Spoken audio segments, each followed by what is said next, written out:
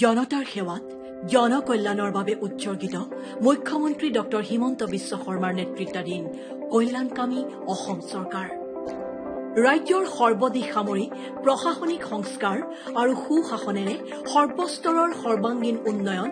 অসমৰ অগ্ৰগামী জননেতা ডক্টৰ হিমন্ত বিশ্ব শৰ্মাৰ স্বপ্ন আৰু প্ৰত্যাশা ৰাজ্যৰ প্ৰতিটো প্ৰান্তৰ জনতাৰ কাষত প্ৰতিপল প্ৰতিখন থিয় হোৱাৰ আকাংক্ষাৰে বিগত সময়ত স্বপ্নদ্ৰষ্টা নেতা মুখ্যমন্ত্ৰী ডক্টৰ হিমন্ত বিশ্ব শৰ্মাই গ্ৰহণ কৰিছে বহু সুদূৰ প্ৰসাৰী ঐতিহাসিক আৰু ভৱিষ্যত প্ৰত্যাশী সিদ্ধান্ত উজনি নামনি বৰাকৰ পাৰৰ সৰ্বস্তৰৰ জনতাই জটিলতাবিহীনভাৱে লাভ কৰক চৰকাৰৰ শৃংখলাবদ্ধ প্ৰশাসনিক সা সুবিধা এই লক্ষ্যৰে 2023 চনৰ 30 জানুৱাৰীত ডিব্ৰুগড়ত অনুষ্ঠিত ৰাজ্যিক কেবিনেটত মুখ্যমন্ত্ৰীৰ সচিবালয় সম্প্ৰসাৰণৰ সিদ্ধান্ত গ্ৰহণ কৰা হৈছিল এই সিদ্ধান্ত বাস্তৱায়িত কৰি উত্তৰ অসম আৰু উজনিৰ ৰাইজৰ বাবে গুৱাহাটীৰ বাট চমু কৰি ডিব্ৰুগড়তে দিছপুৰৰ সকলো সা সুবিধা প্ৰদানৰ মানসেৰে অহোপুৰুষাৰ্থ কৰিলে ৰাজ্য চৰকাৰে আৰু এই প্ৰচেষ্টাৰ অন্যতম ফচল হৈ ঐতিহাসিক ডিব্ৰুগড় চহৰৰ বুকুত গঢ়ি উঠিল মুখ্যমন্ত্ৰীৰ আনটো সচিবালয় কেন্দ্ৰ আৰু ৰাজ্য চৰকাৰৰ বিকাশ আৰু উন্নয়নৰ প্ৰকল্প তথা আঁচনিসমূহৰ শুভফল প্ৰতিটো প্ৰজন্মই ক্ষিপ্ৰতাৰে লাভ কৰাৰ সুবিধা প্ৰদান কৰিবলৈ মুখ্যমন্ত্ৰীৰ এই সচিবালয় ডিব্ৰুগড়ত স্থাপন কৰা হৈছে সৰ্বস্তৰৰ ৰাইজক উৎসৰ্গিত সেৱা প্ৰদান কৰি দিছপুৰৰ জনতা ভৱনলৈ নোযোৱাকৈ জনতাই যাতে ঘৰৰ কাষতে পাব পাৰে তেওঁলোকৰ কাংক্ষিত সকলো সেৱা তিনিচুকীয়া ধেমাজি শিৱসাগৰ চৰাইদেউ মাজুলী যোৰহাট আৰু গোলাঘাটৰ প্ৰায় 80 লাখ জনসাধাৰণৰ বাবে এই সচিবালয় হৈ উঠিব সুচল প্ৰশাসন ব্যৱস্থাৰ অন্যতম পীঠস্থান এই সচিবালয়ে জনসাধাৰণৰ অভিযোগ আবেদন স্মাৰক পত্ৰ সহায়ৰ অনুৰোধ আদিৰ দ্ৰুত সমাধানৰ পথ প্ৰশস্ত কৰিব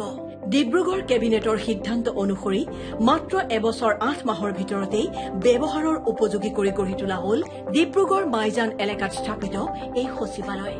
মুঠ 3,03,64,000 টকা ব্যয় সাপেক্ষে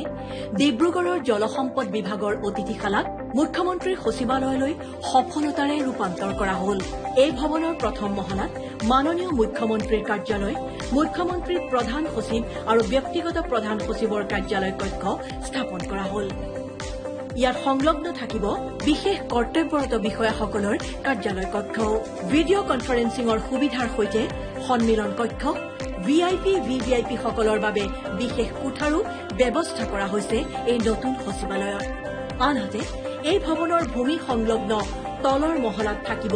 যুটীয়া সচিবৰ কাৰ্যালয় তথা অভ্যৰ্থনা কক্ষ উপসচিব অবৰ সচিবৰ কাৰ্যালয়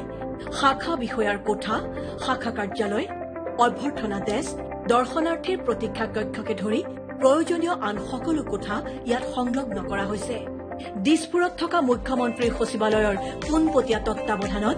ডিব্ৰুগড়ৰ এই মুখ্যমন্ত্ৰীৰ সচিবালয় নিয়ন্ত্ৰণ কৰা হ'ব কেন্দ্ৰ আৰু ৰাজ্য চৰকাৰৰ বিভিন্ন কাৰ্যালয় ৰাজহুৱা খণ্ডৰ প্ৰতিষ্ঠান চাহ বাগিচা ঔদ্যোগিক সংস্থাসমূহৰ সমন্বয় ৰক্ষাৰ ক্ষেত্ৰতো সহায়ক হ'ব মুখ্যমন্ত্ৰীৰ এই সচিবালয়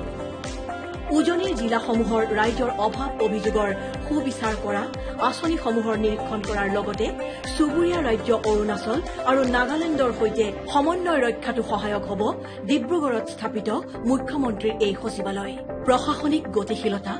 আৰু স্বচ্ছ নিকা শাসনৰ দিশত এই সচিবালয় হৈ উঠক এক যুগান্তকাৰী পদক্ষেপ